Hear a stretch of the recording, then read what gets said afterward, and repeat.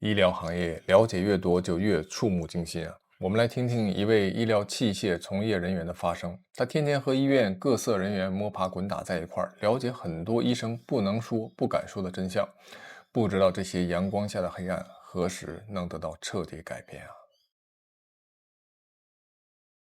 有一名医院的2位这种副院长、政治院长也是过这种什么偷偷互相举报对方这个项的一些问题。那么我就聊一下这行业的一些内幕。很多医生他都希望收入更加透明，其实每年拨款多少，其实很多人是心知肚明的，因为大家明面上工资也清楚，这个工资是否可以在大城市安家，是否配得上博士学历、专家履历，是否配得上医务人员的劳动价值。当正当收入严重不合理，而且无法体面生活，灰色收入又唾手可得的时候，那么灰色收入也成了行规。这句话你们可以听听，这是我名言。只要入行就混浊的一个情况，它已经很多年了，而且这部分基金被医院高层科室主任把控，给到一线人员手中是多少是全靠领导心情。一群博士毕业的年轻人在一线拼命去工作，同时需要向领导下跪去祈求这个食物才可以维持大城市的体面生活，同时也一定程度上被动去同流合污了。这么一个容不下清白的一个行业，你说乌烟瘴气，你觉得可不可能？对不对？这些呢，摆不到平面上的一些资金，最可怕的地方很多人还不知道，就是它的分配没有规则，它仅靠领导的个人意志。你试想一下，一个人明面上的工资很少，而且不稳定，他的大部分收入没有规则制度，都在领导手中，那么领导的权力他就会变得非常大，很容易异化上下级的关系，出现不把人当人的一个情况。比方讲，对下级医师和学生说出好用、实用、耐用、听话、出活的一些评价，比如说某种医院麻醉科的这种老主任，整天一坐下就让2位这年轻的这种麻醉师医生按摩的这种可心的这种行为啊，还有很多。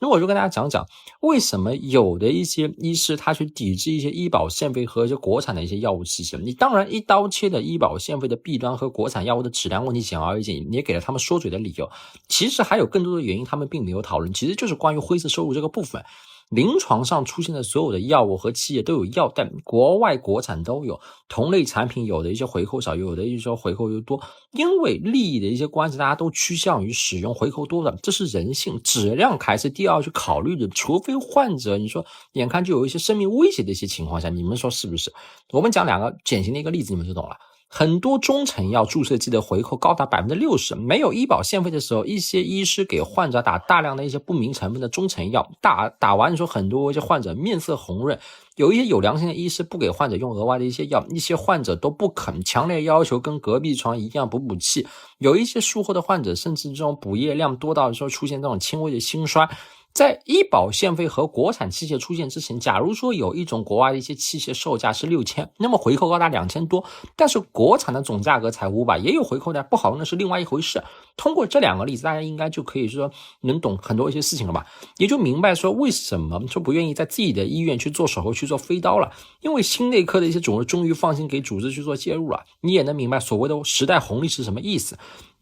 也跟你们讲了，灰色收入的分配是依据领导的个人意志来做的，有一些医院领导甚至可以去垄掉整个医院的一些器械回扣。所以你试想想看，一个高级医院每天这么多手术，可想而知，仅这部分他们几个人的收入就不可计数，况且还有别的。所以这些所谓大学发家里面搜出来所谓这些种几个那个什么亿的什么什么，根本就不奇怪，能明白吗？而是这只是剩在家里面的。能听到什么意思？还没有去讲一些资产，你们如果去搜新闻就知道我说的是真的假的。所以由于大部分收入和升职称的权限都在领导手中，所以领导可以直接凭个人意志去干涉不用谁的产品。所以医疗界的买办们都有名单，谁是重点攻克对象。医疗的一些代表，你能懂吗？他的一些服务不仅仅是限于发钞票，主打一个你想要什么他们都可以提供，装修、遛狗、拿快递，个人一些理想，写病历、收数据，有一些主任个人助理就好几个了，甚至一些有条件的公司养一帮基础医学出身的一些人帮忙做这种实验、写论文，甚至成立一些横向课题，解决经费问题。你近些年来它不是禁止去回扣嘛，就用买专利和横向经费，包括像劳务费高达将近80%以上去洗白这个事情。你之前像一个药代每个月工资可以到大概10个左右，而药代的群体很多学历只有大专，这是什么一个诱惑？你跟我讲，你不要问我为什么我懂这些什么东西，你能明白吧？我为什么懂？那是因为我之前就是做医疗器械的大哥。再跟你们讲讲大大小小的一些学术会议，所有的一些学术会议它都是有很多商家跟厂家赞助的，总费用从上千万它到几十万不等。你最豪华的5星级酒店的很多个大厅，你各种一些讲课的一些什么食宿安排，其实来来去去就是那几百个人去参加，是学阀领导们重要的交际场所。你这几年其实也同步线上了嘛，牛马们呢真正想看线上其实也可以看，你造成大厅都很空，领导讲课甚至说显得有点就搞笑，但是讲课的内容其实一点都不重要，甚至一个 PPT 这里讲完那里讲，很多人的 PPT 都不是他们自己写的。至于那些赞助的钱有没有去用完，最后到了谁的口袋，也没有监控嘛。你很多会议其实最大的功能就是他们的应酬和推广他们的名声，他们在5星级酒店里面到底做了什么？低学历的服务员为他们打开酒瓶，把高级的红酒倒进醒酒器。医院里的一些这种高学历的这种规培生受不了压榨，把自己锁在这个厕所里面绝望的，对吧？那么很多这种样的事情不是很正吗？但凡把这部分的钱的一小部分放到临床，都不至于对一些要对这种牛马群体实行这种类奴隶制的这种感觉规培制度啊。所谓21世纪的这种一门酒肉臭，路有冻死骨，就是这种感觉。所以说释放医疗界的所有资金，其实中国医生的总体收入某种意义上是不低的嘛。至于为什么你现在工资低，你其实看完你也就懂了。现在这个社会真正的吃拿卡要没有人跟你谈钱的。我跟你讲什么叫真正的聪明的人，他就不谈钱。你像某个医院的这种院长两袖清风，他从不私下去会客，医院里面能推掉的事情就通通都推掉，所有有油水的事情通通就不会管，碰都不会去碰的。但是你会发现他酷爱学术交流，特别喜欢邀请各种一些北京的专家来去做各种一些讲座、指导工作、提高业务能力。他每年都邀请的，邀请的多了，你自然也就慢慢的就熟了，你能明白吗？后来你就会发现他的儿子就成了专家的徒弟，去北京发展了。邀请专家的钱是医院的钱，邀请专家的人情建立的人脉是他自己的一些人情人脉。什么叫聪明人？这才叫聪明人。你像很多一些高校的一些教授，他都在你说外面开一些公司，你干类似这种所谓一些评级测评之类的一些活，免费的用一些学生当劳动力，对吧？零成本的去运营这件事情，但是你说他有问题吗？一点问题都没有。我跟你讲，现在这年头没有人跟你们谈钱了，好吧？很多小朋友是不知道医学科研之上的可怕之处可怕在什么地方，它是没有一些概念的。我跟你们讲，真正的临床科研应该是思考总结一些临床问题，提高临床技能，或者说发现基础相关的问题，后续基础去协作找这个答案，然后再回归临床去验证。但是你像目前的医学界的现状，这么做的团队你说有没有？几乎很少的，对吧？我们去聊到说临床数据的一些相关文章，你回顾现在一些临床的一些研究，一直是被人家看不起的。一个原因是国家的医学科研基金规定，申请基金的需要这种基础的一些医学的研究经历和一些成果。一个是容易去造假，而且说造假的这个人并没有受到严厉的一个惩罚，造成造假横行。你大型的前瞻性的这种临床研究，一般整个过程它就需要4年以上，长的可以更长。对吧？你在有一些毕业和众多职称升职要求的一个情况下，没有人去做一些高投入回报不稳定的一些事情。目前的现状，主任医师以上的几乎就没有人有这个心思在这个方面了，因为科研都外包了，所以几乎没有人做大型的前瞻性的临床研究。当然，没有经费支持也是原因之一。你近年来有几位这种教授牵头牵多了，都是值得尊敬的一些人。那么我国这方面做的一些人少，你说成果太少，导致很多共识只能用国外的一些数据。那么我们就聊到那种基础的一些文章，对吧？我之前几期我有讲过，我说这个行业的牛马和天龙人是怎么一个样子。你其实后续职业生涯还能去接触，你说去基础的也只是少部分留在这种有研究所的一些医院的一些群体，而且这部分人这群人大部分都是一些本科毕业后关在基础研究里面差不多10年，你做的都是研究一些这种某个分子某个基因，又没有人家基础医学的人专业，还比人家浪费了一些国家经费，还荒废了医学知识。你怎么可能说指望一位这种本科毕业的研究生可以从临床出发发现相关的一些问题？你自己说不是扯吗？后续的你想想看，在科研之上和升职称的环境下，也是希望快速出一些结果，但是问题是怎么才能快速去出？就是延续之前的一些基础医学的研究，或者说模仿高分的基础医学文章，比如讲改变一个疾病的标本，改变同一个这种基础标本的一个基因等等。基础研究的一些这种探究性的一些问题，也是没有一些临床医生会做的，一次一次一遍一遍的说水着一些意义不大的文章，而且基础医学的人完全可以更省钱更专业的做出来。所以说不要看他们很多一些人荣誉满身，其实你仔细一看，你觉得他们是什么？关键是他们大部分人也知道，至于说升到可以掌握权力的副主任、医师级别，工作的重点开始放在了一些赚钱和拿捏学生这个角度上面。学术是什么？科研是什么？其实早就忘记了，也可能其实大家从来都没有去懂过这个角度。所以说，不要去拿科研至上去推动了一些医生的一些科研来去说这个东西，那这个是很扯的一个事情。国家再往里面投更多的一些东西，它都不会去推动什么，反而这部分钱给到基础医学的人，可以出来的成果其实更多，或许可以把这个专业从天坑里面真正意义上的去捞出来，对吧？那么我们在讲到说你们去依附学阀的一些好处，这群学阀他对上对外欺瞒，对内呢联络自己人，他呢编织成一张大网，自己人呢各种一些资源交换、权力交换，对外人同行极限压榨，那么信息封锁，让他们只有服从，没有一些途径去反抗，所以他们可以活在一个相对真空的一个阶层。我也讲到了，我说临床上学阀的能力和对患者的影响，我也就不再多讲。科研上成长经历和探索我也讲了，那么我就讲讲这个道德这个问题。你比如讲实验室如果真出了问题上了热搜，顶着热搜你可以拆实验室，只要学阀愿意保你没问题。比如讲出现了让这个患者家属在这种检查室脱了衣服，对吧？女生出现一些有的没的，只要学阀愿意保你，你可以不受一点影响。再比方讲有这种什么小四小五，并且在这个医院里面闹起来，只要学阀愿意保你，你换一家附属医院你照样升官发财。再比如讲被人查了文章造假，学术道德不端，只要学阀保你并不影响，对吧？你诸如此类的，你换做普通人你就要接受规则的一个惩罚，对吧？那么聊到我们最核心的问题，科研至上它为什么可怕，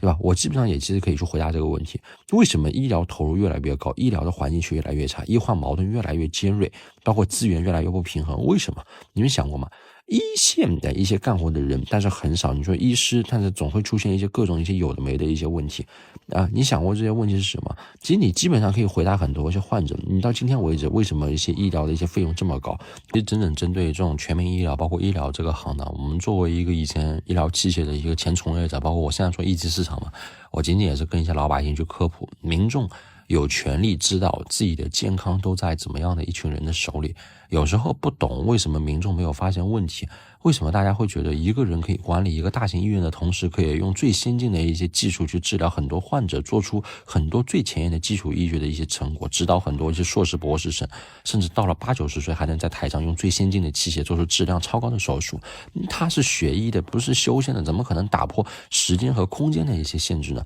对不对？所以我跟你讲，医疗环境的恶劣从来就不是患者去造成的，不是一线医护造成的，而是这群高高在上的学阀去造成的。患者没钱治病，一线医护疯狂加班，工资低，毕业生找工作难，被迫内卷，年轻学生这种像规培生嘛等等，他们都要去负起很多像一些这种责任，不要去光看他们怎么说，要看怎么做。那么你明白？其实说这些东西也并不是什么秘密，大部分的医生其实也都知道，只不过很多人他不敢讲，也只是他不愿意去分享这些事情。可能部分的一些这种医生的一些这种小将可能不知道，对吧？他们可能也觉得这个环境它是很好起来，但是我也就说实话，以后你们也会去经历一些这种一二代和学阀子弟的一些各种一些规则、规培的剥削、临床压榨这些事情，你以后会慢慢的清楚知道，他们永远成为不了这群所谓的一些专家教授去剥削别人，永远在被剥削。也有人永远不清醒，还在不断的给自己去画一些饼。其实很多人都喜欢站在强者的角度去考虑一些问题，以为这样的自己也是强者，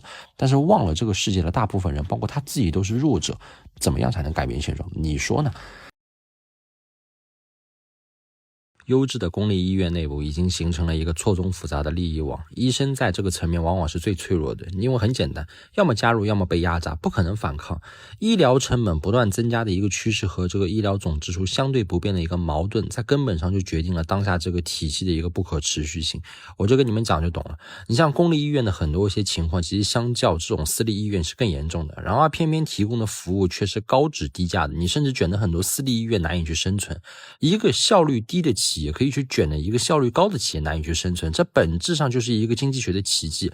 对吧？虽然公立医院通过规培、专硕、进修等项目引进了大量明显低于市场价格的一个特价劳动力，从而降低了全员用人成本，减轻了员工的一个工作强度，但是这种作弊的手段也有极限。一方面特价劳动力的开支不可能无限去降低，一方面这些劳动力能替代的部分也是有限的。公立医院的一个运营成本仍然是不断上升的，因为实力群体仍然是在扩大，就是这个道理。我国医疗最大的一个国情是医保，全国用于医疗的一个总支出很大程度上跟医保挂钩，这也就决定了整个池子是有限的。如果池子不能随着医疗成本的扩张而扩张，那么就必然导致现有体系的一个崩溃。所以你听到现在你说医疗成本是不是会继续不断增加，我跟你讲肯定会啊，这就是因为由于你说现代医学发展的特点所决定的。医疗技术的创新天然带来了成本的一个提高，集采带来短暂的成本下降，但是企业和医院一定会开发新的技术、新的疗法去绕过这个集采。医保局大可以用尽一切办法降低这个医疗成本，但是没有办法取消局内人赚钱的一个欲望，是不是这个道理？提供服务的主体毕竟不是医保局，横在中间的这个大家长终究挡不住患者和医疗集团的双向奔赴。罗密欧与朱丽叶的故事早就说明这个点了，对不对？很多老百姓是不知道现在医院医生的一些众生相的，那么我一篇文章就可以跟你们讲点内幕，能不能发得出来我就不知道了。那么我跟你们去科普一下医学界学法推出的科研至上这个制度，它是如何使得这种权力更加集中，又是如何去剥削一些背景一般的这种一线医护，又是如何对于很多一些患者的切身利益造成损害的。其实你们听完你们就懂怎么回事了。那么我跟很多人先介绍一下这种科研至上的由来和附属医院大型研究所的这种不合理现状。很多这种以后要学医的真的可以听我讲嘛。你像各大学吧，打着很多临床工作不能全部量化这个旗号，在20多年前就开始了我国医学界轰轰烈烈的全体科研文章至上、临床不重要的一个时代。那么以文章作为量化，你觉得真的公平吗？你仔细想一想，首先说显而易见的浪费和对临床肉眼可见的影响，科研至上只看文章还是外文最大，每一篇文章版面费就好几万，我国每年的医学科研经费有1/3就用在这个地方，抢着送钱送科研成果给老外，还有为了职称造假买卖文章学法垄断国内期刊，造成这种质量下降的这种操作哪里没有啊？大型高级医院很多人本科后就去做这种基础实验，和基础医学的学生是一样，5年到10年有高分基础文章，你说未来的临床名声很大，技能甚至不如一些这种新鲜的这种本科生，毕竟本科生还记得到很多一些知识，你的明白吗？所以科研型研究生特别是硕博都是科研型的人，他会闹很多一些笑话，而且眼高手低，你们身边如果有这样的同事你们就知道了。还没完，你到了临床之后，你遇到一些注重临床的科室会抓不着，对吧？抓着一些这种住院的一些这种医组织嘛，他带着也就罢了，你有一部分这种科室不看重这种临床，你毕竟各种一些评选指标他都只看一些文章，你住院医生主治期间呢，他放在一些临床时间少，大部分时间搞文章，等到副高以后，他有一些师弟学生帮他搞文章了，他突然就上临床，特别是外科突然开始主导了，你相当于用患者的身体在练临床技能，你造成了很多不必要，只有内部人士才知道这个悲剧是什么样子。所以这种强行增加后备的一些入行成本，也顺便去危害了医疗行业的一些规定。你为什么可以执行几十年，肉眼可见往后还会越来越这种激烈，越走越偏，你应该是到底应不应该及时纠正嘛，对吧？我们作为其实我说了，老百姓的心里面跟民间似的。再去聊聊公平这个问题，我只能说看起来比较公平，但是学阀们的医院和团队更有条件做出来文章，强调文章至上，也进一步容易去巩固他们和大医院的一些地位嘛，你从而从国家和社会手里面拿到更多的一些这种地位资源和权利。你如果说不看文章，临床技术无法量化，就会走一些人情，学阀们照样是赢的，但是容易被发现作弊，赢得不够彻底嘛，对吧？所以说我觉得是他们走前条路，如果我是他们，我觉得这条路其实也更稳一点。从社会这个角度来看，如果放弃科研至上的大旗，必将去释放医学界大量年轻医生的时间投入到一些临床当中，社会总体医学技能和医疗质量必然会去提高，而且临床相关的研究也会增多。你对比现在短平快的一些水平的这种基础文章多很多嘛，但是这样就不利于学阀们和大医院了，毕竟壁垒没有了。同样这样子做也不利于他们建立一些全世界医学界最多的一些这种等级，其实还得加码，10年前就加了一些规培，现在加专培，这样类似于印度的这种种族的一些这种制度，可以形成更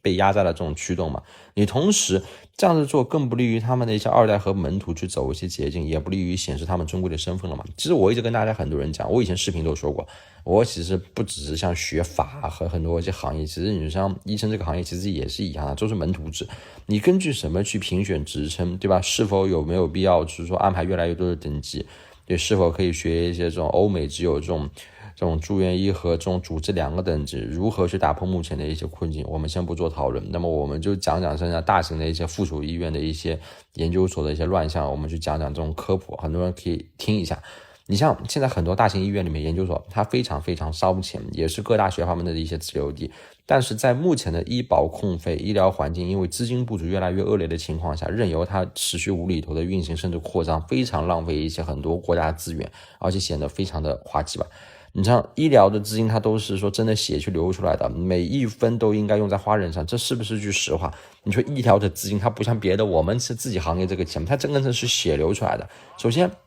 这些研究所里面的很多一些基础研究团队的人，他是基础研究出身，他而且跟这种临床没有一些关系，没有交集的，他们跟大学的一些基础的研究人员没有什么两样，但是他们是靠临床所有医护的辛勤劳动收入发工资，拼命做着跟学校同事一样的实验，发一样的文章，只是为了增加医院的一些评审的指标。其实附属医院的一些这种研究应该是什么？应该是临床发现问题到基础实验去解析问题，然后转化或者说回归临床验证的一个过程。所以医院里的研究所的研究人员应该从属说临床的各个团队，并由各个团队和政府负责工资和支出，不应该是一个大锅饭吧？临床为基础提供原始问题和一些标本，基础为一些临床，对吧？规范基础的一些思维，需要协助一些临床医生开展一些基础训练，这才是正常的一个思路吧。你目前像很多研究所的一些人员是大家在出，但是权力的范围呢，要么基础大佬自己为大，要么很大的面积很多人员只为学霸团队服务，甚至基础大佬和临床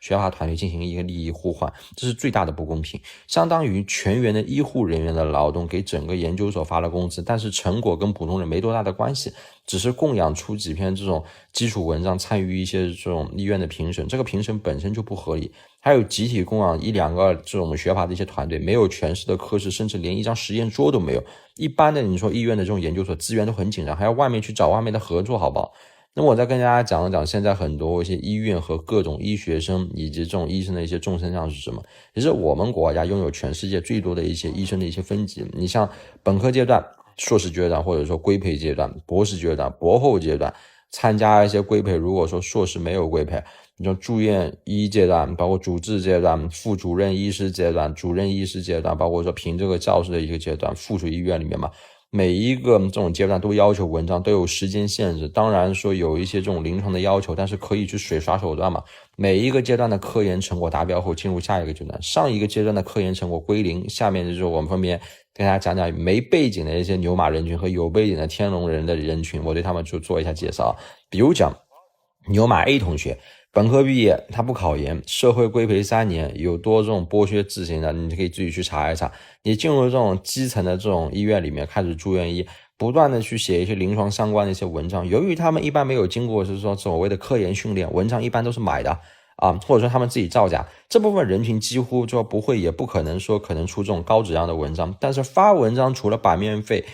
对吧？以为也给这种杂志费主这种送一些钱，或者说通过一些关系嘛，找到这种跟主编很熟的这种大佬，这也是我国国内杂志文章质量低，一般人走正常途径送审时间长，包括你说健刊时间更长的一些很主要的一些原因。他升职称除了基础的几篇文章以外，他还要找人去筛，因为大家都会有文章，情况都差不多。你给评审筛到什么程度，就是你走到人家办公室门口有一个这种箩筐，你放满了写的名字，对吧？装满这个钞票的一个信封，以上情节反正你们反正也不是我，反正也是道听途说啊，反正你们也不要到时候举报我什么什么，反正我跟你讲就是这样的一个情况。比如说牛马 B 同学，本科非常非常优秀，保研或者说考研到了985专业的硕士，然后开始了所谓的这种规培游戏，每年大概2个 W 左右，每个月领几百块的补助，被大概搞了3年之外，对吧？过程不但要去接受医院和一些学校行政导师个人，包括和一些科室啊，各这种科室的一些职工医生和护士啊，这种所谓的使唤以外，而且不受劳动法的保护，这就很扯。接受干活的时候，对吧？是医生去谈一些待遇的时候，是学生的一些所谓的这种绑架。很多导师是不会去管你的，因为你不能给他写文章，去轮一些科室的时候不能给他干很多这活，一句话就是你不能给人家带来利益和价值，但是会使唤你各种跑腿，随便反正鄙视你。如果你学会摆乱，你放宽心，我觉得还好。如果不是呢，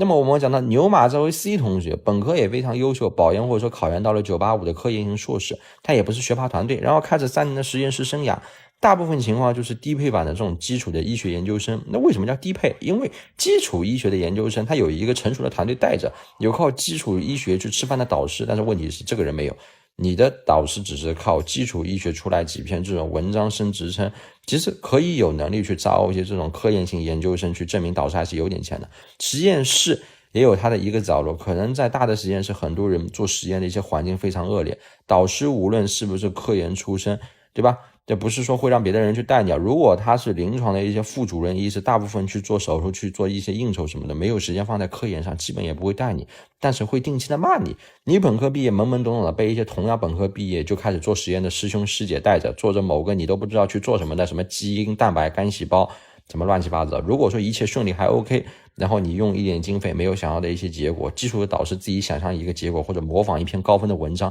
没做出来，他不接受，什么科研精神勇于探索，你觉得存在不存在？这不是扯吗？对吧？我说我很多行业我不懂，但是我跟你讲我懂人性，因为过了这么多年5000年了，哪什么时候不是这样子？那么我再讲最后一个牛马同学，本科非常优秀，保研或者说考研，他到了一些985专业的一些硕士规培完之后，就考一些专业型的一些博士。原来还是看重考博入学考试，很多关系户因为呢全国考博的一些英语考试不过关，考了好几年都没考上博大，所以给了普通人更多的这个机会，能明白吧？因为近几年的学霸们呢修正了这个 bug， 更加的去科研至上了。他们会说我招学生是为了出文章的，没有文章的不会基础实验的，我要跟来干嘛呢？就不用考试了，谁有文章谁就可以自动去申请上。那么对于一些所谓有背景的人来说，那文章其实还不好办嘛，你这个道理懂吗？跟你们讲了已经10分钟了。对于普通的专业型硕士来讲，当然是规培能逃就逃，能不去就不去，能拖就拖了，坚决要找机会去接触基础实验了。他们如果老老实实能做出什么结果吗？那你觉得难不难？我觉得当然是很难了。你看很多像以前的一些困境不就知道了吗？对，实力人他都是这个样子，你更何况非实力人呢？你能不能懂这种感觉呢？那么其实也有像一些这种低配版的这种天龙人，那就是机缘巧合他进入了这种学霸团队的没有背景的普通人，也就是说改良版的像前面我说的这几种情况，规培是不用去了，直接每到一个科室就让导师跟那个科室的主任打个招呼就行了，到时间就去考试嘛。然后就有一些这种规培证，本科毕业就进入实验室，有这种全员一线的这种职工劳动力供养的实验室，有专门服务于学霸的基础医学团队。很多人本身他就是这种基础医学出身，那你进入就有专业的一些人带着你，甚至给他一个已经设计好的一个课题，有充足的经费，好的一个实验条件，他没有后顾之忧啊。他硕士、博士、博后大概7到8年都在实验室专心做实验，运气好出一篇大文章走上人生巅峰，运气不好做出几个这种中等的一些文章，其实也很可以，基础就撵了我上面说的很多这些情况了吧。结束的时候有文章又有规培证，多么美好的一些地方。但是不好的地方是什么？对啊，你要听话，你的文章可能只有你和带你的一些小老板就是在做，但是文章出来的时候，通讯3个作者，一共就是3个作者吧，很多人甚至你都不认识，可能是谁的朋友、孩子、妻子、甲方。如果你很勤奋、很努力，你是可以留在学霸身边的。住院医主治期间，如果说临床有足够多的一些人，主要是一些规培的，你大部分时间还是在实验室的。毕竟大家都需要文章，你有文章就可以升职称，你的文章也可以去挂一些同门和老板的名字，对吧？你的临床技术，你说如果说基本为零嘛，那也其实也无所谓，也不重要。如果说临床没人干活，那么你就要在临床干活的同时，由于耽误课嘛，就是基础研究，你整个课题组的一些利益相关的人就会去说你。当你升到一些副高的之后，你有师弟学生在实验室帮你做实验了，他们就成为以前的一些你。所以我不是讲嘛，他就是以前就很像那种什么感觉。当然也会有那种真正的这种高配版的天龙人，也就是说这种基础上线，比如说老爸就是学法。小学初中就有这种高分的一些 SCI， 不用中考就能进入重点中学，然后中学呢就有很高的高分的这种 SCI， 不用高考就能进入重点大学，绩点不够不能保研也没关系，有的是门路。我们甚至亲眼见过有很多就考试差几分，直接把这个学校分数线给降下来的，考试前拿到一些试题的，找什么5位教授什么签字保研的，我这么见过不多了去了。哎，我就这么跟你们讲的，这些东西很多人其实心里面其实也有数，因为科研至上把人分成3、6、9等，但是有条件的人、有资源的人可以走捷径，随便撵着别人。但是无论是谁，这个制度都浪费了青春。如果这个青春放在了临床上，释放出来的活力是不可比拟的。但是这样的话，天龙人们就要辛苦了，没有绝对的优势了。中高配版的工资也和普通学生一样平等了，你觉得可不可能？因为科研至上，很多人都默认了打破时空它是正常的，只看你有没有基础的文章，对吧？临床文章低人一等，申请基金需要基础医学经历，规培表和规培内容就在红头文件写的明明白白，同时还有别的一些基础实验的一些成果的话，一看就是不能是正常的。就像小学初中生有一些基础医学的一些文章一样，一看就不可能，你能明白？他连进实验室的年龄都没有到，更不可能操作各种一些危险有毒的制剂啊。就像现在临床医学本科保研的时候有 SCI 可以加分，医学生本科的课很紧张，考试有很多，大家都知道，不可能有时间去完成专业的基础医学。人员几年还能完成一个工作量，你觉得他能可能去完成吗？明显文章是不正常渠道来的，种种乱象已经很多年前很多一些业内的人他心知肚明，没有人去纠正的，明白吗？那么我跟大家就是介绍一下，就像很多一些985大型附属医院的一些重症项，你像住院医这个群体一般开始接触患者，也就是患者的管床医生，如果出身是天龙人，其实上面讲过，就是基本不管说临床也不接触患者，最多就是什么感觉呢？然后去实验室或者躲起来写文章写基金，对吧？有像几种人不是很正常吗？由于医院里面都是几个学阀团队说了算，而且规培生的一些分配它都是人为的，所以说学阀的科室分配的规培生其实更多，他们的住院医大部分可以脱产，甚至尽量少管一些病人的，明白吗？这是很正常的一个问题。然后你像主治这个阶段呢，那我可以跟你们聊聊啊，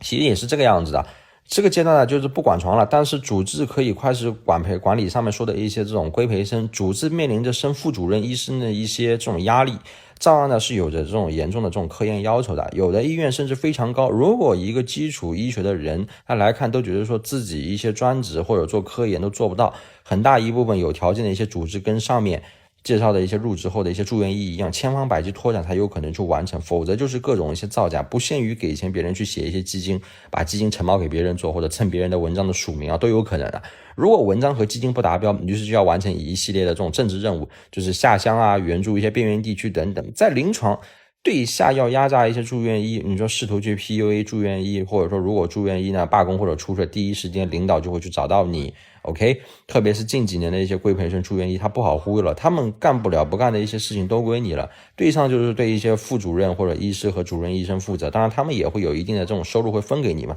至于分多少嘛，因人而异。 OK， 好吧，反正但是近几年呢，让医保的一些线费包括药和一些器材纷纷现使用一些低价的一些国产的一些产品了，所以说这个灰色收入多额少嘛，大家动脑子去想想看，能明白吗？哎，怎么跟你们讲，这个行业反正水特别特别深的，能明白吧？而你像其实西医他们那边呢是一门科学，每天都有着大量的一些最新的研究成果出现，更加的一些科学理念和工具出现了，随着时间流逝，其实这群沉浸在政治斗争、金钱腐败的医学界前浪很多都跟不上一些时代的脚步了，他们很多一些文献都已经看不懂，也没时间看了，整天去应酬嘛，身体和精力也不允许他们专心去看，但是也没有关系，因为人家已经有这个地位，门徒们想要去发一些高分的文章，最好把一些这种研究结果写在他们的一些名下的，明白吗？不管是说好或者不好，它就是人性的一个道理嘛。你至于手术这个角度，不除外有50、60或者60岁还孜孜不倦的这种教授是有的，这部分教授最多只是个主任，但是大部分的一些分院的一些领导，特别是院长，包括一些知名的80、90岁的教授，他们手术都是下面他们的门徒准备好所有的步骤，他们过去切下来标本，最多20分钟拿给人家这种高官达贵或者媒体去看一下，手术是做这个什么大拿做的啊，后续手术步骤当然也是门徒去做的，一阵吹捧当然也是要拍照甚至是录像的，这不就是所谓的一些政治这个角度嘛，对不对？那么也可以跟你们最后再讲讲像医学界的一些生态，你关于什么人家这种利益输送是什么样子的，对吧？什么真正叫一些吸星大法，我还是说了，我们是拥有最多的一些医生的一些分级的，我不是跟你们讲过吗？对不对？你类似于吸星大法，最底层的是这种规培生，最高一层的医院的领导和学阀，每一个人要升一级都需要付出巨大的一个代价，包括文章和一些金钱，我之前也讲过，等级越多被吸的一些时间肯定越长了，最高级别的人吸到的能量越多，那么天龙人们呢可以走的一些漏洞越多，大部分人升到主治医生以上才可以稍微摆脱这一个所谓的吸星大法，但是那个时候都几岁了？你们想想看，40、50岁要不要啊？对不对？只有最底层的人，他们真的是只有被剥削的一个部分，但是他们的能力和权力最少，也反抗不了，只有是说赶紧升级或者说摆脱出国或者转行嘛，一不小心就会被吸的这种精疲力尽这种感觉。在这套体系下，除了高层吸取个人的一些功力，学阀们更是吸了全社会的一些功力啊，因为他们利用自己建立起来的规则和放大自己拥有的资源优势，打压了全国的临床医生的很多一些能力，影响各种一些这种培养过程，增加入行成本，同时也无限去拔高了自己的一些科研文章的一些价值，绝大部分而且和临床还无关，因为全方位掌握了很多一些这种医学界的媒体、政治、经济、学术的一些解析权，不断的去宣传自己，得到了更多一些所谓这种社会的荣誉嘛，得到更多的一些资源，所以这个就是一个 bug， 你明白吗？最明显的一个例子是什么？就是规培这个制度，它其实是年轻医生、基层医院、国家不断给一些各种高级医院去供血，高级医院的利益大部分去输送到了各个一些医学界大小的学阀团队手里面。你像10多年前，附属医院的高层，他在去推进很多一些科研至上的环境下，需要大量的人力物力去投入到研究所，临床根本就支撑不起，因为赚不到这么多的钱，所以他们打着很多一些冠冕堂皇的理由，推行无成本的去压榨年轻医生，去为一些大医院绩效去做各种一些贡献的规培制度。在这个输血下，近10几年来，各大附属医院的一些研究所进一步去扩张，当然行政人员也是招进来的很多基础研究人员非常非常多，前面已经跟你们讲过了，大部分都是一些为学阀去服务，又由于呢一些基层的一些医院养了大批送进大医院的规培的一些年轻医师，各方拥有的资源进一步拉大，在各种因素的加持下，我们其实国家的一些医疗资源进一步不平衡，医疗成本进一步加重，同时呢由于各大医院也相互去攀比嘛，科研至上进一步加重，造成了目前临床进一步缺人，所以这群学阀开始尝试去推出一些专培制度，让这种全社会进一步给这个高级医院去输血，所谓说奴隶当了3年又3年。所以听到这个地方，其实很多人老百姓应该就明白了，只要学阀建立起来了这种科研至上不倒，建立再多的等级，你觉得有没有这个意义呢？对吧？只是没有办法去说的太明白了，这很简单一个道理嘛。